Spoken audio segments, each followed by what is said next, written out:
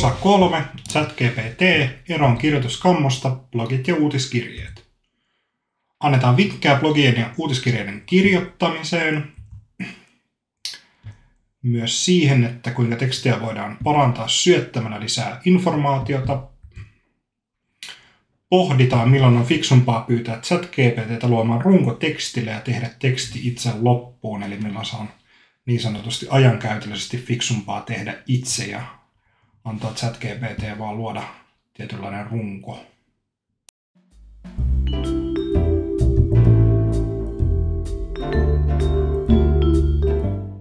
Tässä tosiaan Teemu Paakkunainen ja kolmiosainen videosarja ChatGPT:n käytöstä mikroyrittäjän sisältömarkkinoinnissa. Ja pääkohtina on nimenomaan somen käyttö, blogit, uutiskirjeet ja pyritään tehostamaan pienyrittäjän tai mikroyrittäjän sisältömarkkinointia ja löytää semmoisia kohtia, miten ChatGPT:tä saadaan hyödynnettyä siihen.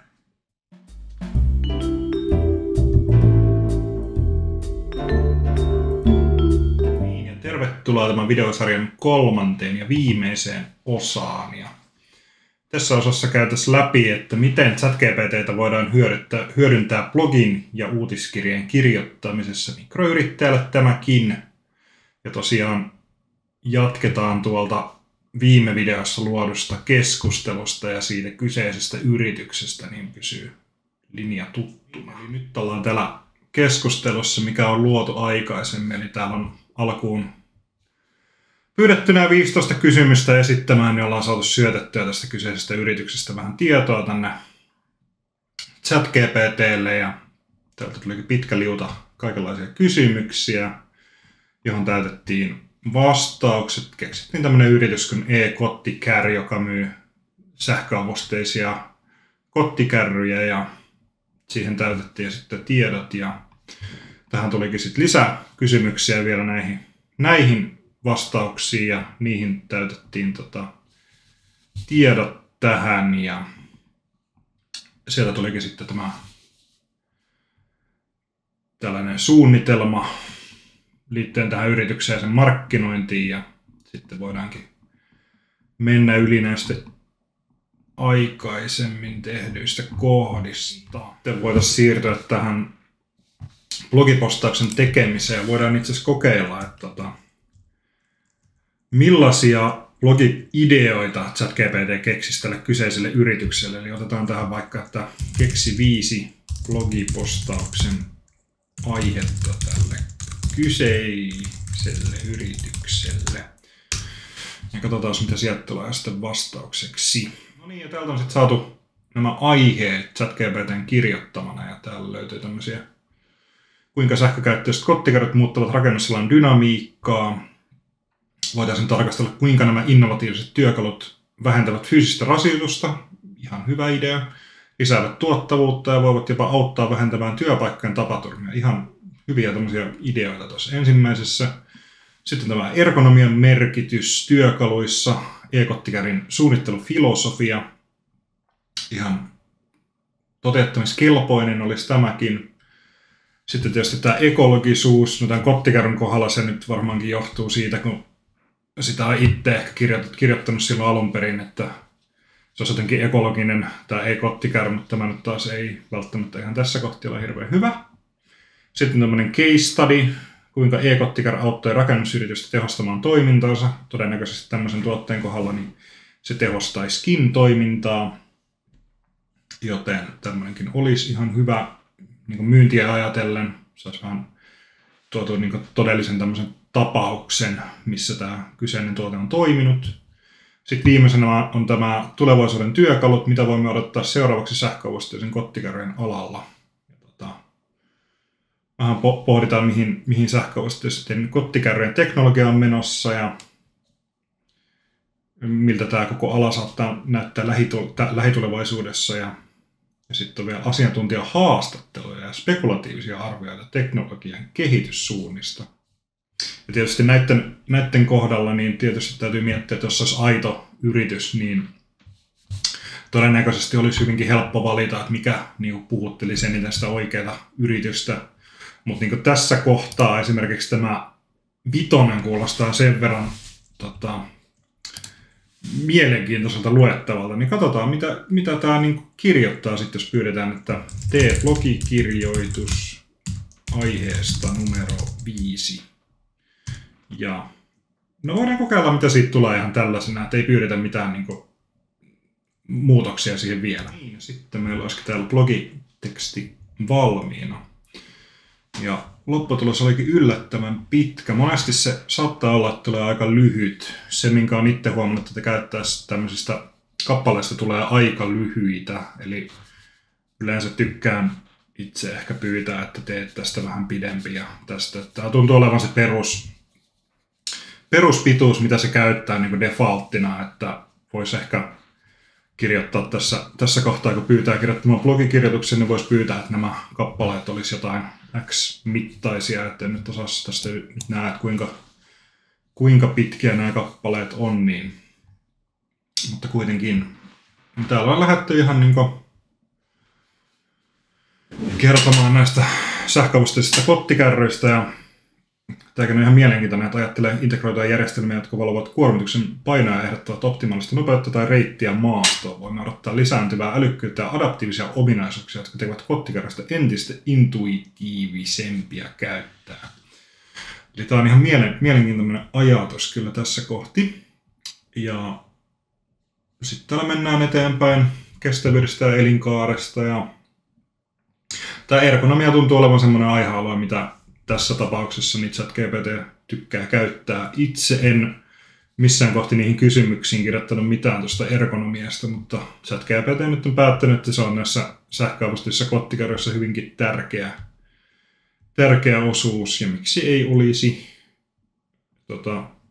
Täällä olisi kirjoitettu, että nämä voi analysoida käyttäjän liikkeitä ja mukautua vähentämään rasitusta tietyissä asennoissa. Tämä on, että jos sulla olisi esimerkiksi tämmöinen yritys, joka myy näitä sähkökäyttöisiä, tai siis sähköavusteisia kottikärryjä, niin voi olla, että sulla tulee itselläkin jotain ajatuksia, että jos täällä on tämmöisiä jotain juttuja, mitä ChatGPT kirjoittaa sulle ja itsellä tullut edes mieleen sen kohdalla, niin se voi olla, että täällä niinku pelkästään nyt voi olla, että sulle tulee vain ideoita, mitä siihen sun yritystoimintaan voisi tuoda lisää. Ja täällä olisi tämmöisiä innovatiivisia turvallisuusominaisuuksia, kuten automaattinen jarrutus äkillisissä esteissä tai kallistuksen varoitusjärjestelmät epätasaisilla pinnoilla. Ja täällä on ihan hyviä tämmöisiä ideoita kyllä ChatGPT:ltä tulee. Että se voi olla niinku, se on monesti muissakin tapauksissa, mitä tätä on käyttänyt, niin sieltä tulee kyllä tommosia hyviä ehdotuksia, jotka herättää sitten ajatuksia itselläkin, että onko tämä semmoinen asia, mitä itse on ollenkaan miettinyt, vai pitäisikö sitä miettiä. Että sitten täällä olisi tiedonkeruusta ja analysoinnista. Yleensä se lopettaa nämä siihen, että kaikesta pitää kerätä tietoa ja analysoida sitä jatkossa. Ja sitten täällä on kerrottu, että ala ei pysähdy tähän, vaan se kehittyy ja kehittyy. Sitten voisi kokeilla parannusehdotuksena, esimerkiksi tässä on näitä kappaleita, niin jos kokeillaan ensin, että kerro kuinka monta sanaa kappaleessa on.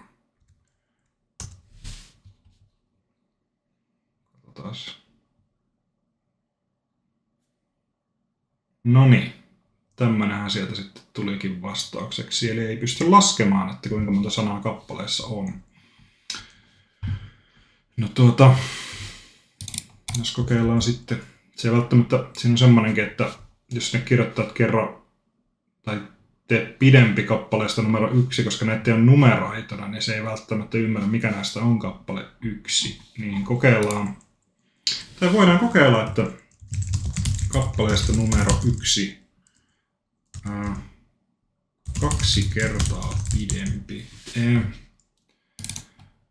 Kappaleen numero 1 tekstistä 2 kertaa pidempi. Niin, tässä on nyt vastaus sitten tähän.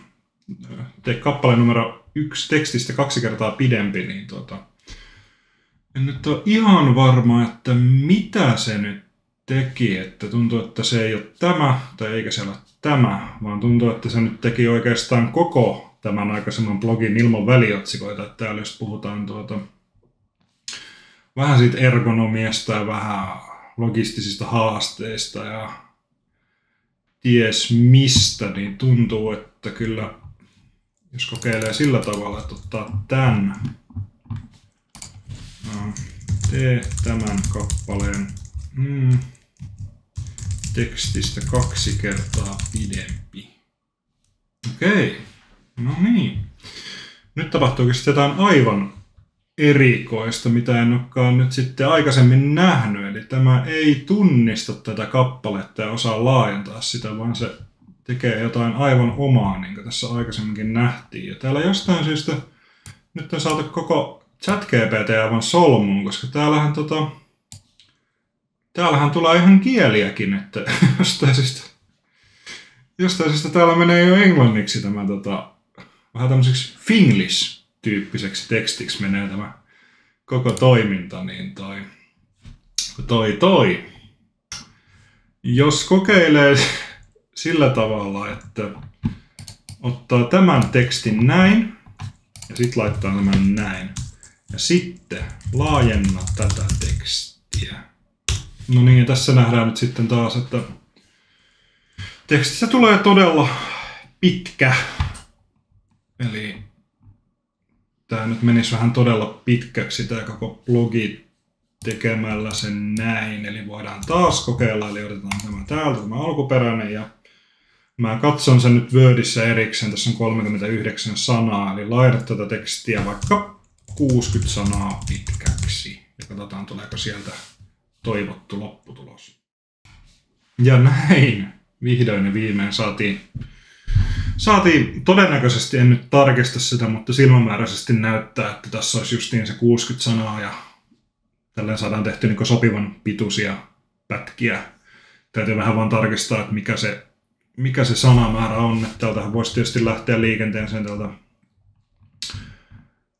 täältä blogikirjoitusaiheesta numero 5 täältä, niin täältä voisi kirjoittaa T-kappaleista vaikka just 60 sanaa pitkiä tai miten ikinä tykkää. Ja toki tässä nyt voidaan huomata, että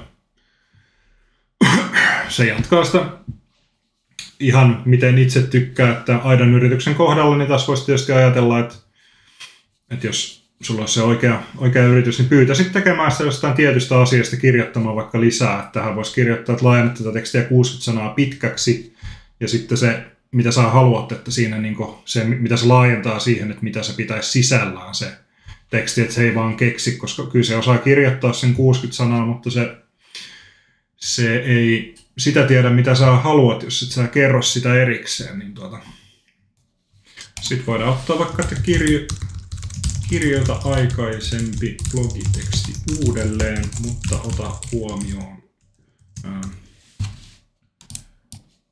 tämä kappaleen muutokset. No niin, nyt nähtäisiin tämä sitten. Tämä on lopullinen lopputulos, missä se on se pidennetty tämä ykköskohta, mikä on selkeästi pidempi kuin nämä muut. Huomataan myös, että vaikka kuinka yritin pyytää täältä, että otsikoin nämä samalla tavalla niin kuin isolla, niin se jostain syystä ei muutamallakaan pyynnöllä sitä pystynyt tekemään. Toki se ei ole hirveän vaikea sitten itse vaikka Wordissä tai jossain blogiohjelmassa tehdä. Tämä nyt on siis ihan ok. Muuten nämä pysyvät kyllä aika samanlaisina. Jossain otsikoissa ihan selkeästi se lähti muokkaamaan sitä sanamuotoa tai keksi synonyymiä jollekin sanalle ja näin, mutta tällaisena se sitten saadaan ulos. Todennäköisesti tässä kannattaisi pyytää sitten vielä vaikka kakkoskappaleesta ja kolmoskappaleesta ja neloskappaleesta vähän pidempiä ja pyytää sinne jotain tiettyjä asioita lisäämään, mutta hyvän lopullisen tuloksen sieltä kyllä saa ulos sitten. Että.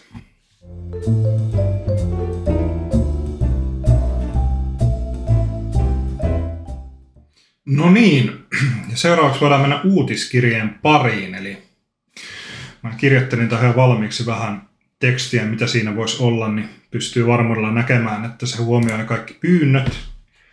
Eli otettiin taas maatalousmessut 11.11.2023 pitäisi näkyä. Sitten on heillä oma tapahtuma 23.11., jossa esitellään omia tuotteita. Sitten on laitettu tämmöinen alennus marraskuun aikana -10%. Sitten on poistomyynti kaikille punaisille e-kottiker-tuotteille. Ja sitten on otettu vielä tämmöinen Instagram-kilpailu e-kottikerin Instagramissa ja tähän pyysin 3 ideaa, millainen kilpailu voisi olla. Niin katsotaan, millainen lopputulos tästä saadaan. Niin nyt on saatu uutiskirja valmiiksi ja katsotaan, mitä täällä on. Eli tulee tapaamaan maatalousmessuilla on huomioitu 11. marraskuuta. Se on juuri oikein. Keskustelemaan asiantuntijoiden kanssa ja miksi e-kottikerin tulevaisuuden valinta. Se on hyvä. Sitten tämä tapahtuma omissa tiloissa 23. marraskuuta. Pääsee sinnekin katsomaan tuotteita. Esittelemme koko tuotevalikoimamme ja tarjoamme erikoisnäytöksiä. No niin.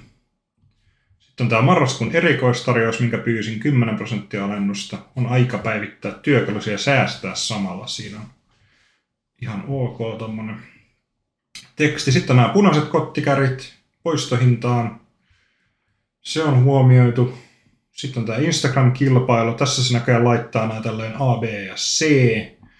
Periaatteessa voisi pyytää, että tekee tämän lopullisen tekstin niin, että näistä valitsee jonkun, mutta toisaalta se nyt on melkeinpä sama, että sä voit tästä nähdä näitä vaihtoehtoja ja ottaa näistä vaikka sellaisen, mikä näistä kelpaa. Tai pyytää lisää, sitäkin se osaa tehdä, että ei tarvitse tyytyä näihin, jos nämä ei kelpaa.